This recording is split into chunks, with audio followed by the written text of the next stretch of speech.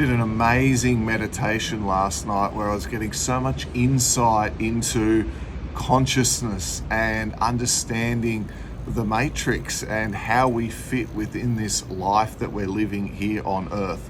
Often when we're asleep, when we're in day-to-day life, we're stuck in this what's called the beta or the beta level of the brain. And the beta level of the brain is where 99% of the population operates all day long. It's the scatterbrain level, the level where we're putting out fires, we're dealing with stress, but we tend to worry about the future, play old movies out of the past to ourselves. We can be our own worst enemy. Negative thinking, stinking thinking creeps in, and we can be sabotaging our own success, our own happiness through our own self-defeating negative thoughts. So if you've ever noticed yourself doing that, you're like 99% of other people. The brain is in this mode of activity called the beta level.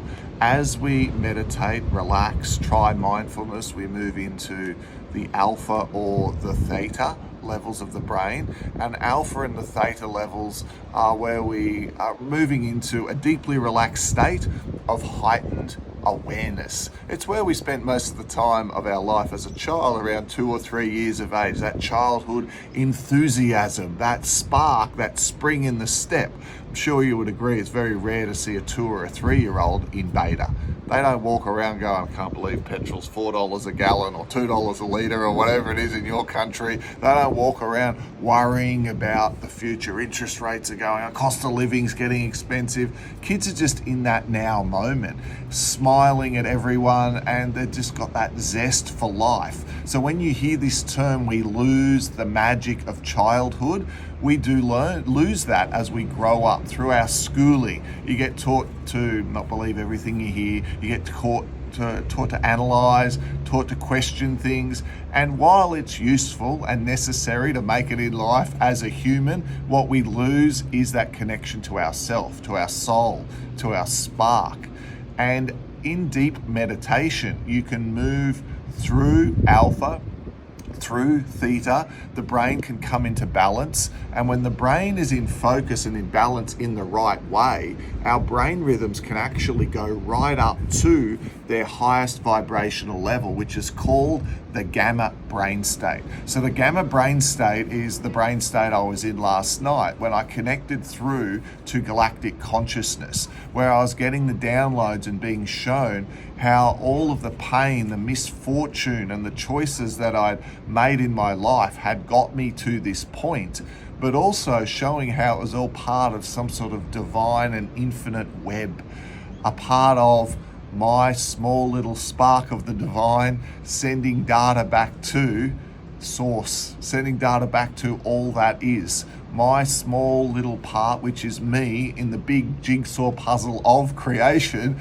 was doing its thing. But the exciting thing was I was observing myself actually playing out this pattern, playing out this. And through the use of plant medicines, psychedelics, and advanced brain states, we can get our brain into this state where we become the observer more and more in our day-to-day life. So this is where Eckhart Tolle talks about the power of now.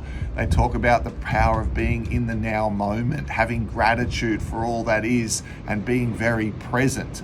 This is what we're talking about when we're saying being the observer, because the power is in that now moment to create changes, to take action, and to have realizations where we can sit with feeling in a state of peace, a state of Zen, enlightenment.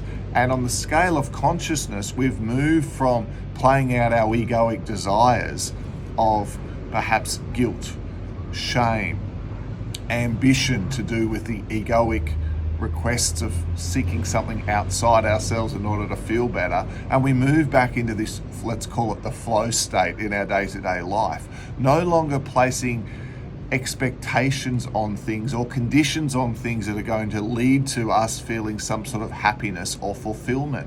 When we fully surrender and realize that thinking that we are in control is an illusion. At any time, something could happen in your life to drastically change what's going in your life. What's going on at any moment could change in the blink of an eye. It's an illusion that we are in control. When you surrender to the fact that you're not in control and you let go of that idea, and then you start to apply the laws of the universe, the laws of cause and effect, the law of how you can actually influence your rate of vibration to express and change what goes on in your day-to-day life, becomes very, very empowering, because you start to feel yourself more and more enjoying that zest of life, that spark, that enthusiasm. And as we free ourselves from our own pain, our trauma, those self-defeating negative thoughts, that sabotage that goes on as that mind constantly chatters all day long, as we free ourselves of that by simply learning to be the living meditation, we shine our light. And as we shine our light, shining the unique spark of the divine that is you and I, here alive on this earth at this moment, as we shine that through our smile, our kindness, our gratitude, our appreciation, that is part of the overall bigger picture of what we came into this lifetime for, to free ourselves from the constructs of 3D life and to actually live the bliss. So when you read and learn about, let's say the law of one, or even the secret, let's go more mainstream, they talk about the secret, follow your bliss, live your passion. We are actually able to move ourselves to that point through knowing thyself, understanding ourselves, going into every deep and dark corner, cleaning out the cobwebs, cleaning out the stuff that, look, I know that's happened. It's happened to everyone. We've all had things that we have gone through, perhaps in our childhood, perhaps as adults.